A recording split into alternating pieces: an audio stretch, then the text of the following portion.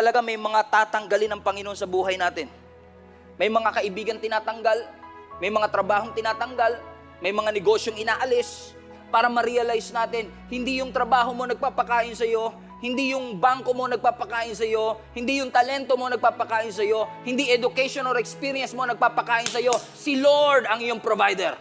That He is your Jehovah Jireh. He will supply all your needs according to His riches in glory. Sometimes God will intentionally cut it off. Parang yung mga Israelites. For 15,000 days, mana ang nagpakain sa kanila. And yet, pagdating nila sa promised land, the manna was cut off. Hindi aksidente.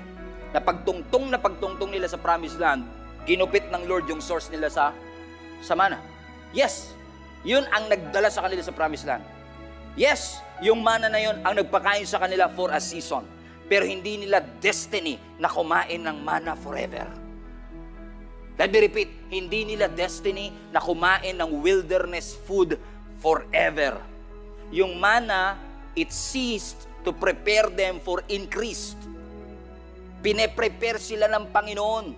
So kung may mga limitations minsan sa buhay natin, hindi yan tinatanggal ng Panginoon para dagdagan yung hirap natin, dagdagan yung pasakit natin, kundi gusto lang ng Panginoon na makita natin yung ating limitasyon para makita natin yung tunay na dependence natin ay nasa ating Panginoon talaga. Mahirap na nga naman kasi magdasal ng give us this day our daily bread pag punong-puno yung ref mo. Pero kapag walang laman ang ref mo, ay talagang yung give us this day our daily bread will be true to you. And sometimes that limitation, inaalaw ng Panginoon for you to realize na ang Diyos pa rin ang nagpo-provide. Maybe you're saying to me, Pastor, ba't ganun? I'm counting on that contract, on that business. Kasi yun na mag-aahon sa amin dito sa aming financial difficulty. Nawalan ako ng kliyente, nawalan ako ng mahal sa buhay, iniwanan ako ng kaibigan ko, natanggal ako sa board ng aming kumpanya. Okay, big project was stolen from me. Pero hindi tatanggalin ng Lord ang isang bagay kung wala siyang ipapalit sa atin.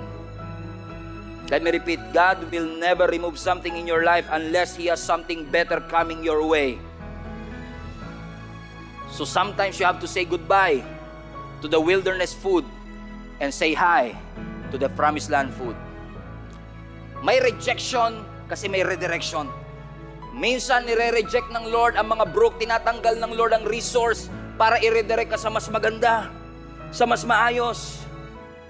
It may look like a setback, but that is a setup for a better provision that God wants to show you, God wants to give to you.